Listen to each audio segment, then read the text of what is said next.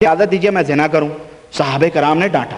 آپ صلی اللہ علیہ وسلم نے کہا کیا تو اپنی ماں سے زنا کرے گا, اپنی خالہ سے زنا کرے گا, اپنی بہن سے زنا کرے گا, اپنی بیٹی سے زنا کرے گا؟ کہا نہیں نہیں نہیں نہیں نہیں. تو آپ نے کہا کہ جس سے تو زنا کرنا چاہتا ہے وہ بھی تو کسی کی بہن, کسی کی ماں, کسی کی خالہ, کسی کی بیٹی ہوگی. کہا اللہ کے نبی خلاص, میرا دل مطمئن ہو گیا. المہم یہاں دربار نانوتوی یا دربار رشیدی میں یا شاید قاسم نانوتوی ہیں یہ, ان کے دربار میں باقاعدہ اقرار ہو رہا ہے. بلکہ ہماری دل جوئی فرمائی. اس مخصوص بے تکلفی کے آثار اب مجھ پر ظاہر ہونے شروع ہوئے. میں ایک دن تنگ آ گیا محبت عشق میں, اور دل میں سوچنے لگا کہ یہ محبت میری رگو پے میں سرایت کر گئی, مجھے تمام کاموں سے بیکار کر دیا. کیا کروں, کہاں جاؤں؟ آخر عاجز آ کر دوڑا ہوا حضرت کی خدمت میں پہنچا اور عرض کیا کہ حضرت للہ میری مدد کیجئے, میں تنگ آ گیا ہوں اور جو ہے عاجز ہو چکا ہوں. ایسی دعا فرما دیجئے کہ اس لڑکے کا خیال تک میرے دل سے مٹ جائے. تو ہنس کر فرمایا کہ بس مولوی صاحب کیا تھک گئے, بس جوش ختم ہو گیا. معاملہ غالباً بڑا گہرا ہو چکا تھا, جوش ہوش کے ٹھنڈے ہونے کی بات تک آ گئی ہے. استغفر اللہ. میں سارے کام میں نے عرض کیا حضرت میں سارے کاموں سے بیکار ہو گیا, نکمہ ہو گیا, اب مجھ سے یہ برداشت نہیں ہو سکتا, اللہ کے لیے میری مدد کیجئے. فرمایا بہت اچھا. بعد مغرب نماز سے جب میں فارغ ہوا تو آپ موجود ہوں. میں نماز مغرب پڑھ کر چھتا والی مسجد میں بیٹھا رہا. حضرت صلاۃ الاوابین سے فارغ ہویا تو آواز دی مولوی صاحب. میں نے عرض کیا حضرت حاضر ہوں. میں سامنے حاضر ہوا, بیٹھ گیا. فرمایا ہاتھ لاؤ. میں نے ہاتھ بڑھایا, میرا ہاتھ اپنے بائیں ہاتھ کی ہتھیلی پر رکھ کر میری ہتھیلی کو اپنی ہتھیلی سے اس طرح رگڑا جیسے باندھ بٹے جاتے ہیں. باندھ سمجھتے ہیں نا, رسی بٹی جاتی ہے. خدا کی قسم میں نے بالکل عیانن عین مانے آنکھ, اپنی آنکھوں سے کھلے طور پر کہتے ہیں حضرت میرے ہاتھ پر ہاتھ رگڑ رہے تھے اور میں کھلے آنکھوں کہاں پہنچا ہوا تھا؟ عرش کے نیچے پہنچا ہوا تھا. کہاں پہنچا ہوا تھا؟ عرش کے نیچے پہنچا ہوں, اور ہر چہار طرف سے نور اور روشنی نے میرا احاطہ کر لیا, مجھے گھیرے میں لیا ہے. گویا میں دربار الہی میں حاضر ہوں. میں اس وقت لرزاں ترساں تھا کہ ساری عمر مجھ پر یہ کپکٹی اور یہ کپکپی اور خوف طاری نہ ہوا تھا. میں پسینہ پسینہ ہو گیا اور بالکل خودی سے گزر گیا, اور حضرت برابر میری ہتھیلی پر اپنی ہتھیلی پھیر رہے. جب ہتھیلی پھیرنا بند فرمایا تو یہ حالت بھی ختم ہو گئی. ماشاءاللہ, یہ تو کوئی امریکہ کو بولے کہ خامخواہ تم اتنے راکٹ روکٹ چاند پہ پہنچا رہے ہیں, تو عرش کے حجابات بھی اٹھ رہے ہیں. جناب عالی ہاتھ پہ صرف ہاتھ رگڑنے سے فیضان ہو رہا, عرش کے نیچے پہنچ رہا ہے یہ عاشق, لونڈے کا عاشق, لڑکے کا عاشق. ہاں, فرمایا جاؤ. میں اٹھ کر چلا آیا, اور ایک دو دن کے بعد حضرت نے پوچھا مولوی صاحب کیا حال ہے؟ میں نے عرض کیا حضرت اس لڑکے کا تصور یا عشق تو کجا, دل میں اس لڑکے کی گنجائش تک باقی نہیں رہی. فرمایا اللہ کا شکر ادا کرو. یہ ہیں آپ بیتی زکریا صاحب کی. میں بغیر تبصرے کے دیوبند کی یہ ڈائری آپ کی خدمت میں پیش کر رہا ہوں, مقلدین دیوبند کی. آپ حضرات سمجھ جائیں, یہ مقلدین دیوبند نہیں بلکہ یہ مقلدین دیوبند, یعنی یہ وہ لوگ ہیں جن کی تقلید کرتے ہیں دوسرے. یہ بیچارے چھوٹے چھوٹے لوگ, یعنی بیچارے ان پڑھ ہیں, ان پڑھ بھی نہیں, پڑھے لکھے جاہل, جن کو سال بھر میں بخاری صحیح سکتہ کا دورہ کرا دیا جاتا ہے, اور 2 سال میں مفتی آنے کا وہ دے دیا جاتا ہے, اور حضرت مفتی ہو جاتے ہیں. اور مفت کے مفتی, اور کون سے مفتی؟ چلو مفتی کی بات آئی ہے, چلو نہیں ایک اور نمونہ دو, ایک نمونہ اور آپ کو میں بتاتا چلوں اس کتاب سے, لیکن چھوڑیں وقت نہیں ہے یار, بہرحال اتنا کافی ہے, واللہ بہت وقت ہے. مثال کے طور پہ کہتے ہیں علم کا فیضان, مثلا 308 صفحے میں, اسی کے بعد آپ دیکھیں, کہتے ہیں حضرت مولانا محمد یعقوب صاحب نے ایک دفعہ چھتے کی مسجد میں فرمایا بھائی آج تو ہم صبح کی نماز میں مر جاتے, بس کچھ ہی کسر رہ گئی. عرض کیا گیا کیا حادثہ پیش آیا؟ فرمایا آج صبح کی نماز میں سورہ مزمل پڑھ رہا تھا, اچانک علوم کا یعنی علموں کا اتنا عظیم الشان دریا میرے دل کے اوپر گزرا کہ میں تحمل نہ کر سکا, اور قریب تھا کہ میری روح پرواز کر جائے, مگر وہ دریا جیسا کہ ایک دم آیا ویسا ہی نکلا چلا گیا, اس لیے میں بچ گیا. نماز کے بعد سنو, یہاں کفر چھپا ہوا ہے. نماز کے بعد جب میں نے غور کیا کہ یہ کیا معاملہ تھا, تو پتا چلا کہ حضرت مولانا نانوتوی ان گھڑیوں میں میری طرف میرٹھ میں متوجہ ہوئے ہیں. اللہ اکبر. کہاں سے متوجہ ہوئے ہیں؟ میرٹھ میں بیٹھ کر توجہ میرے دل پر فرما رہے ہیں.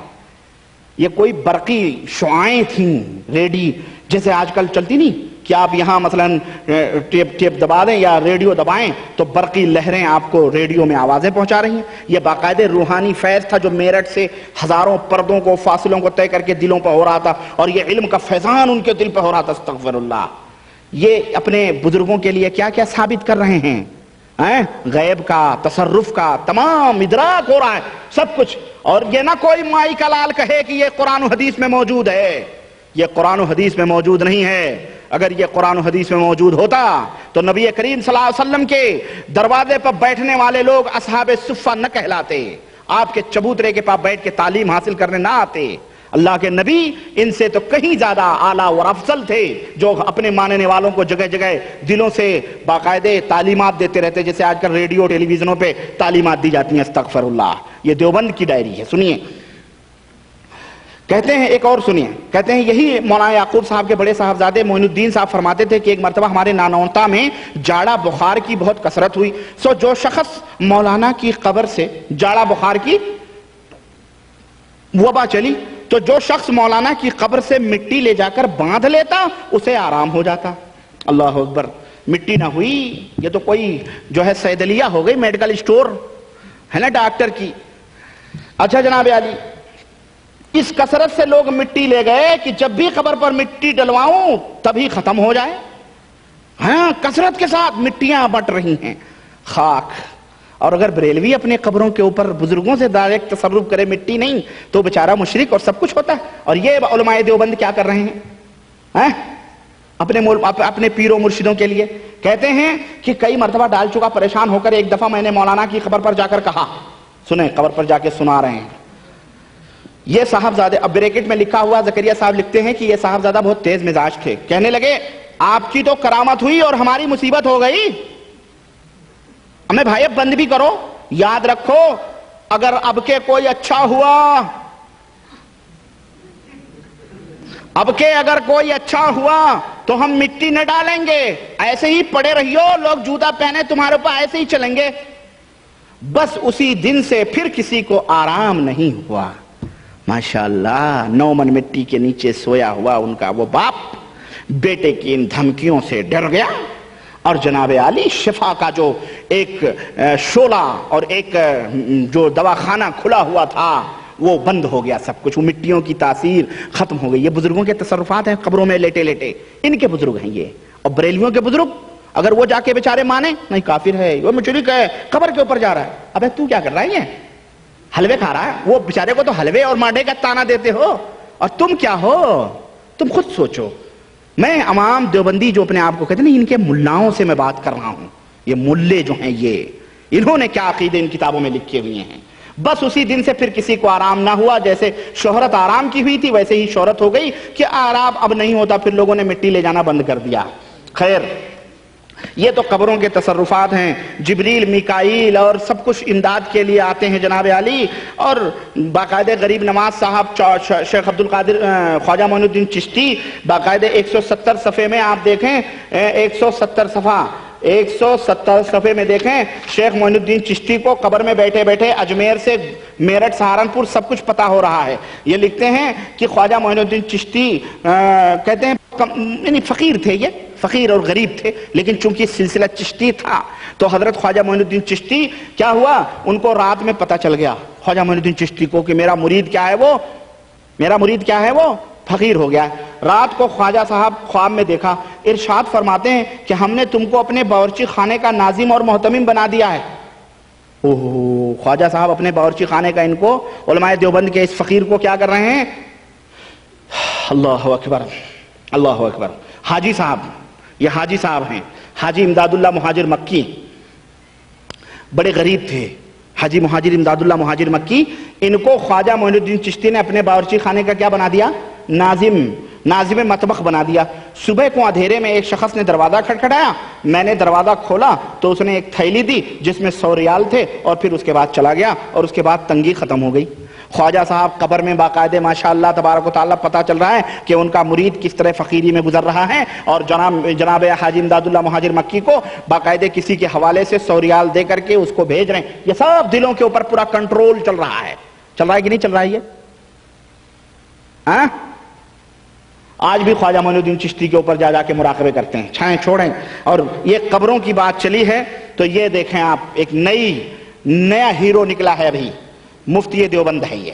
اور اس سے بڑھ کے خائن اور اس سے بڑھ کے مفتی دغاباز. اور میں آگرہ والے شاید میری آواز آگرے پہنچے تو اس مفتی کو ذرا پکڑنا کہ تجھے اللہ کو منہ نہیں دکھانا ہے، تو مفتی آگرہ بنا بیٹھا ہے۔